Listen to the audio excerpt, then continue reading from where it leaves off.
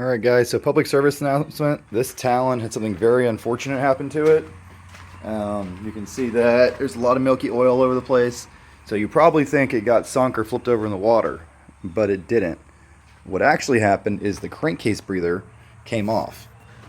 So if you look under your airbox, you can kind of see it, but the best place to check it is right down here. So the crankcase breather goes from the top valve cover onto the top of the engine. That's the hose you're seeing right there. And that hose is not connected. You see that it's supposed to be connected? It's not. No idea how that came off. There's supposed to be a clamp on it, and it doesn't look like there was. So we noticed a problem when there's some lights on the dash. The clutch light came on, and then the engine light. So we started trying to figure out, okay, what's going on? This thing hadn't been that deep. It had been maybe this deep all day, but no deeper than that. And the airbox was dry, so I checked the airbox drains. They were dry.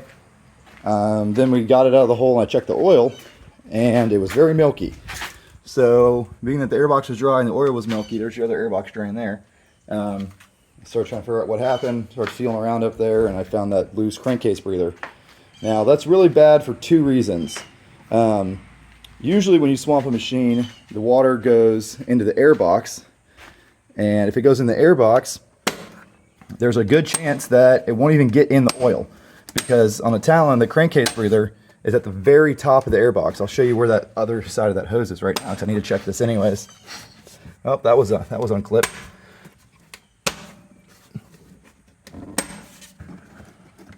Some serious clippies on this thing. So this is nice and clean. So that right there, those two little holes, that piece of foam is your crankcase breather. So it goes from that part of the airbox at the very top down to the top of the motor. It's a great system because it's pretty unlikely you get enough water in your airbox to get water in your oil unless you flip the machine over in the water. As you can see, it's very clean in here, which means she never went deep enough all day to let water come up the hose into the airbox, right? Because that hose being disconnected means water can get in the engine and water can get in the airbox. Well, this is all spotless, so water never got in here. But the problem is, it got in the engine unfiltered. So usually if you get water in here, that little foam right there is a filter, so water can go through it and get in your engine, but it keeps the big sand chunks and the mud out.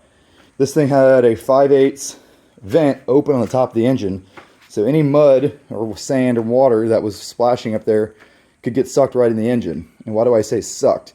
Well, the engine's hot when it's running. When you hit a water hole, everything there contracts really quick, including the air, so it actually pulls into that vent.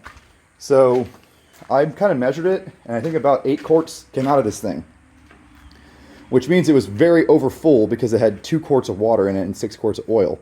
And that's why the dash was mad. It was screaming at us saying, hey, something's wrong. I've got too much oil in me. I'm hoping that's all it was mad about. So we've already done 2 oil changes with cheap oil, Rotella. And in between each one, I let it sit for like 45 minutes to drip out as much as I could. I don't have any Honda oil, so I'm going to put Yamalube in it for the final oil change. And then I'm going to try to drive it around and see if we get any lights. Obviously, watering your oil is bad for everything in your motor. It's bad for the bearings. It's bad for the bushings. It's really bad for the one-way bearings, like the starter one-way bearing. And it's really bad for the clutches. And this is a double clutch machine, so getting water in the oil is really bad. It breaks down the oil and it lets the clutches slip. So fortunately, this machine wasn't towing anyone or doing anything super crazy that was like really demanding on the clutches. These are pretty mild tires. But I don't know how long that vent line has been off, so I don't know how many miles it was driven with water in the oil. So there's a chance the clutches might not be happy. And obviously, this is also really bad for the piston rings. It's bad for everything. So hopefully it's okay. One way or another, the lifespan of this motor was significantly reduced. By getting water in it, it's going to have long-term effects. Hopefully it's good for now at least. And as far as that hose coming off, no one ever touched that hose. There's no reason to touch it snorkeling it. This airbox has never been removed. So I think Honda left that clamp off. So there's been a couple quality control things like on the Talons, like these screws right here being over torqued and bouncing into the engine. A bunch of stuff like that's been happening on these guys. So if you buy a new Honda, look it over really good. I would definitely recommend checking to make sure you have the spring clip on that crankcase breather. I'm going to put a hose clamp on this one.